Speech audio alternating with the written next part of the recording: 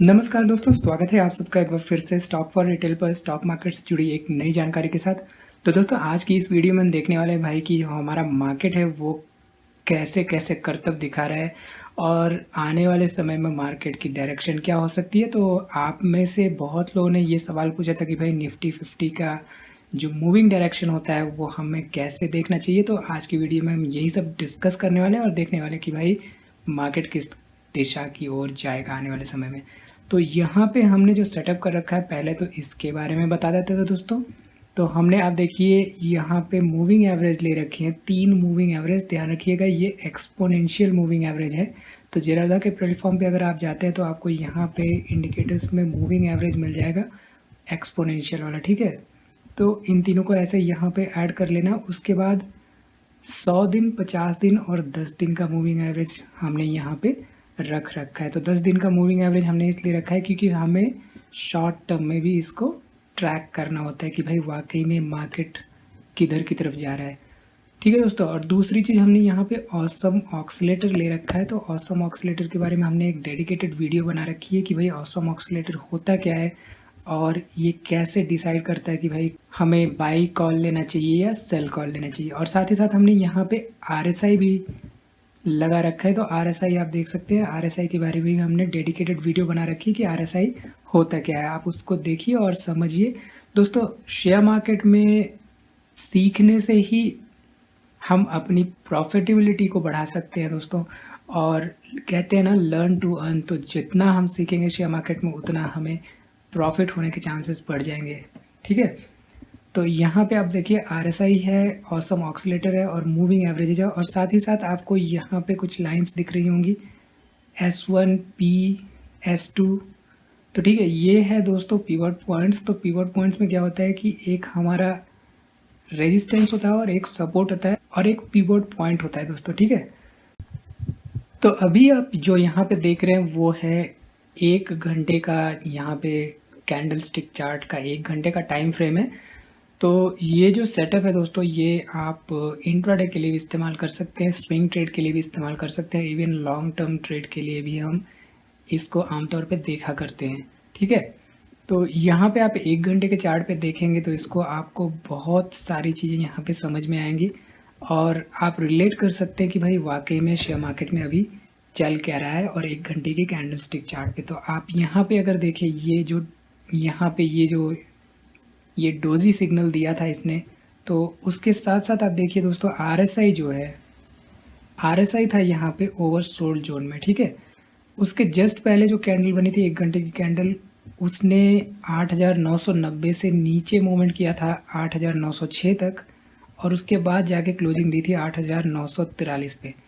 और जो ये डोजी कैंडल हमारी बनी थी, ये कैंडल ने ओपनिंग दी थी 8,941 के आसपास और क्लोजिंग दी हुई 8,940 के आसपास। तो मतलब कहने का कि भाई इस कैंडल में जो फॉर्मेशन हुई इसमें बायर्स और सेलर्स में काफ़ी ज़्यादा द्वंद्व हुआ। लेकिन हुआ क्या, नतीजा क्या निकला? नतीजा कुछ भी नहीं निकला।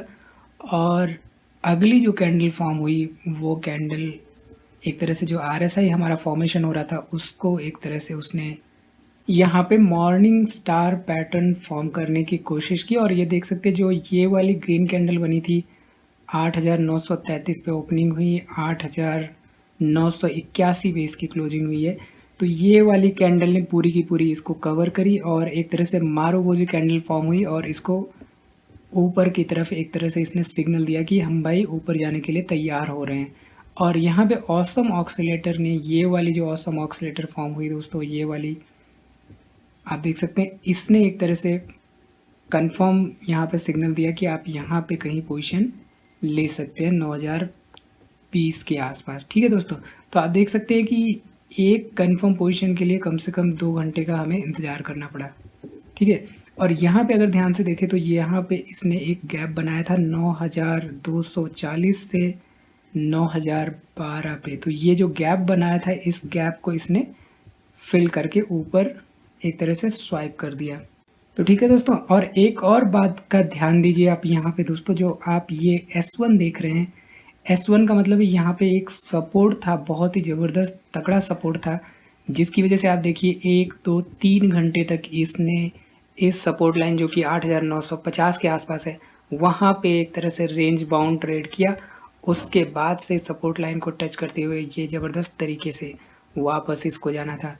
तो हम देख सकते हैं जब भी सपोर्ट लाइन के आसपास हमें ट्रेड करना होता है तो हम बाकी पैरामीटर्स भी देखते हैं, लेकिन एक स्ट्रॉन्ग सिग्नल होता है यहाँ पे कि भाई यहाँ से रिट्रेस बैक कर सकता है।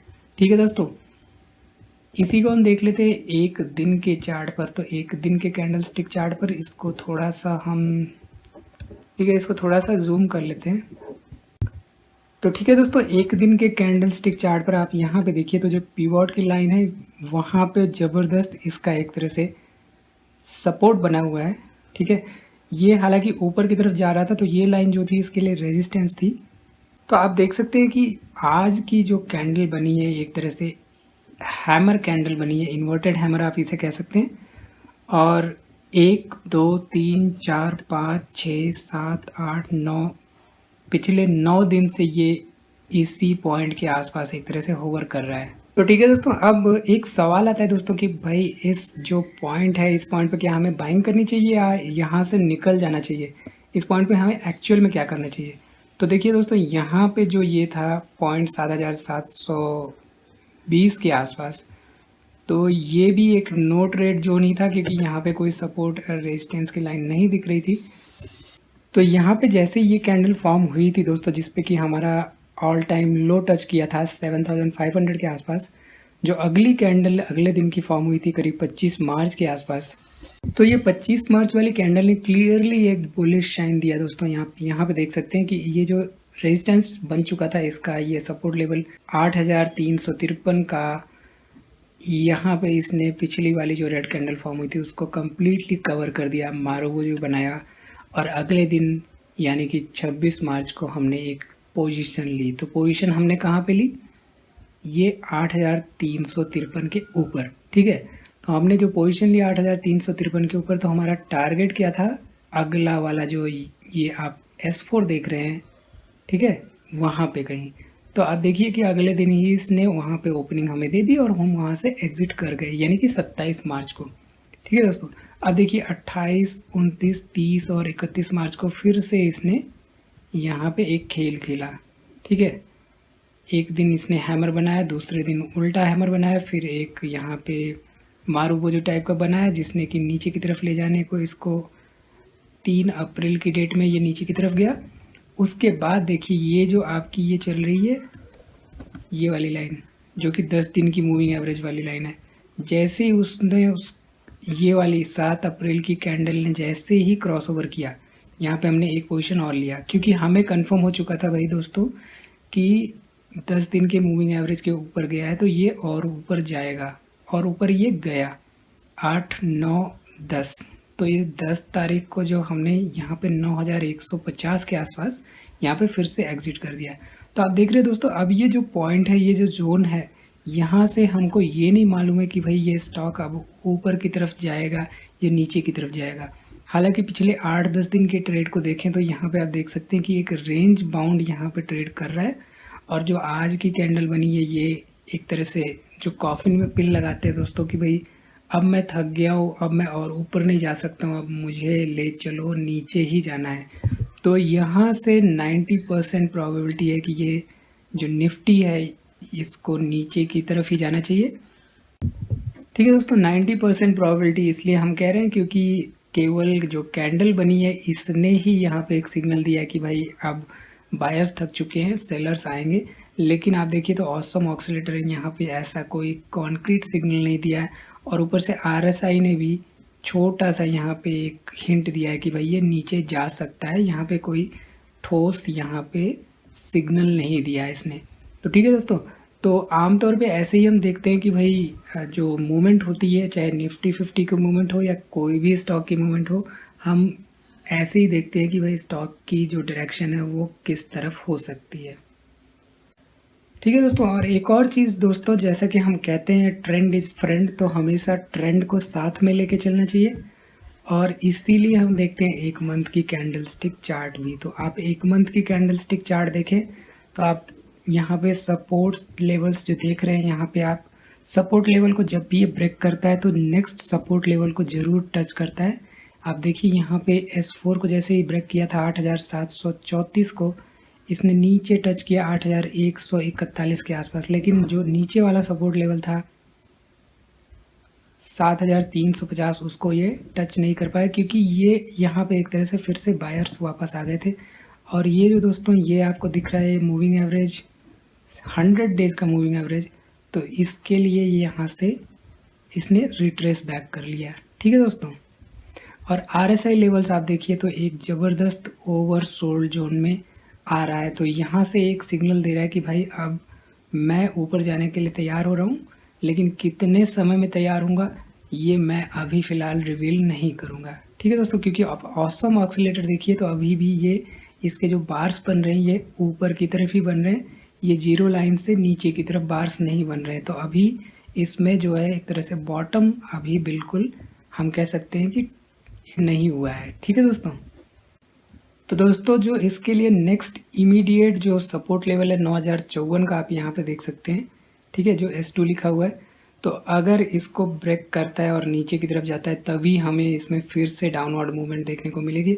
अदरवाइज जब ये S3 जो कि इसका रेजिस्टेंस बन चुका है यहाँ पे, जो कि 9342 को अगर ये पार कर गया दोस्तों, तो हमें इसमें 9700 की रेंज भी देखने को मिल सकती है, जो कि बहुत ही अनलाइकली है। क्योंकि ये दोस्तों आप देखिए ये जो टेल बनी है इस मंथ की कैंडल में, ये टेल ये दर्शाती है कि भाई यहाँ पे सेलर्स ऑलरेडी आ रहे हैं, और सेलर्स इसको जो ये कैंडल बन रही थी ग्रीन कैंडल, उसको या तो एक डोजी में कन्वर्ट करने के लिए ट्राई कर रहे हैं, या तो एक बियरिश कैंडल भी बन सकती है।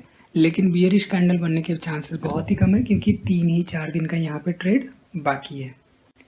तो ठीक है दोस्तों, इस वीडियो में फ़िलहाल इतना ही दोस्तों, और उम्मीद है कि आपको एटलीस्ट थोड़ा बहुत समझ में आया होगा कि भाई निफ्टी 50 का चार्ट कैसे देखते हैं, और निफ्टी 50 की डायरेक्शन जो है वो कैसे हम प्रिडिक्ट कर सकते हैं कि भाई किस डायरेक्शन की ओर जाएगा। हालांकि किधर जाएगा ये तो कोई भी सटीक तरीके से नहीं प्रिडिक्ट कर सकता, बस हम बेस्ड ऑन टेक्निकल्स हम ये कह सकते हैं कि भाई ये इधर जा सकता है या उधर जा सकता है। ठीक है दोस्तों, तो वीडियो को लाइक करिए, कोई भी सवाल हो तो कमेंट ज़रूर करिए। कमेंट आप करते हैं तो मैं रिप्लाई करने की कोशिश करता हूँ। अगर मैं कमेंट का रिप्लाई नहीं कर पाता हूँ तो आप हमें मेल बिल्कुल करिए, हम उसका रिप्लाई ज़रूर देंगे।